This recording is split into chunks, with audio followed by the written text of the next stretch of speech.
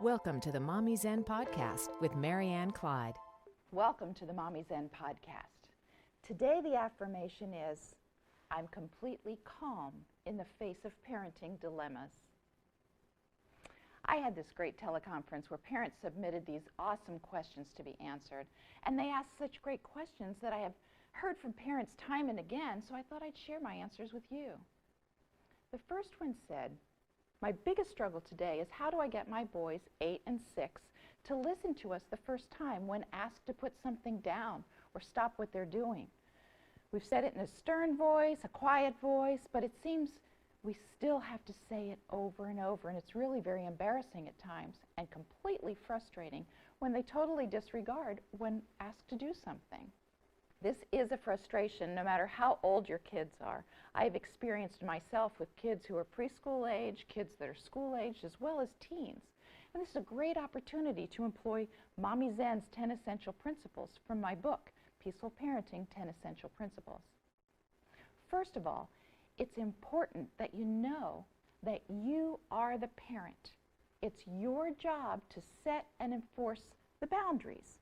It's also important for you to realize that it's your kids' job to push the envelope, to test the boundaries, and to constantly ask you, essentially, where they are so that they can feel safe and secure.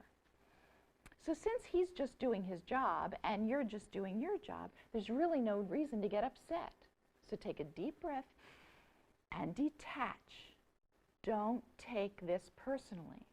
You may have to walk over to him, get down on his level, look him in the eye, and calmly say, remember, it's important that you do what I ask the first time.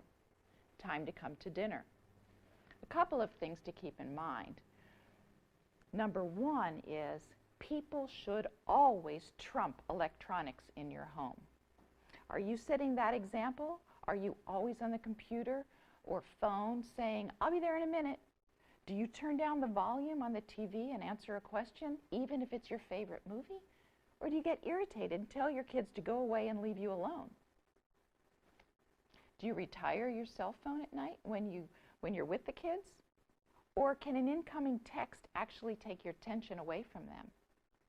Keep in mind that more is caught than taught. That's an important concept in my book. Another important point is to note that kids are naturally curious and observant, and they're creative too. They tend to dilly-dally, looking at the toys in the store, examining bugs, needing to finish a drawing or a Lego project. This is often a matter of extending respect, that they are actually in the thought process that disturbs them if interrupted.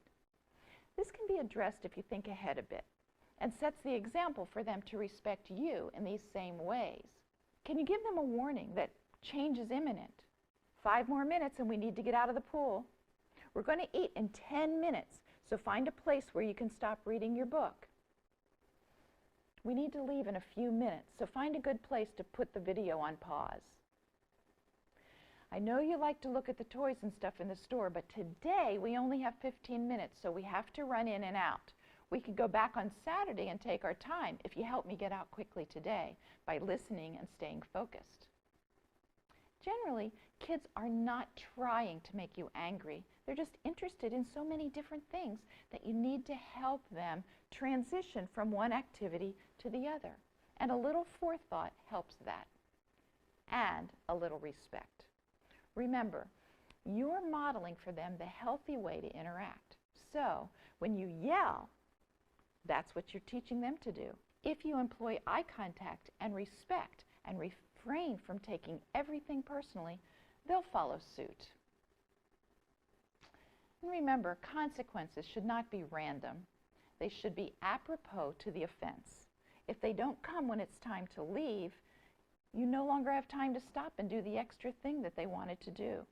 You don't have to get angry about that. It's just a fact.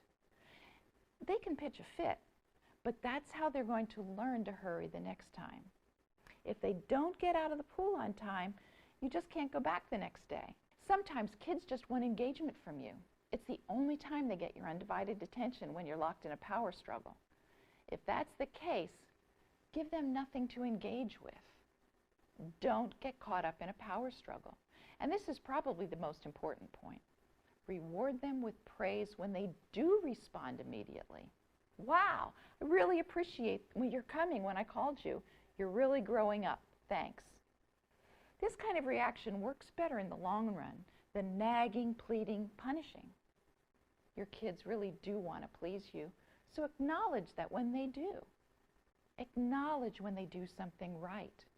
If you'd like to completely change the atmosphere in your home from chaos to calm in 30 days, check out details at mommyzen.com/chaos2calm. Remember the affirmation for today. I am completely calm in the midst of parenting dilemmas.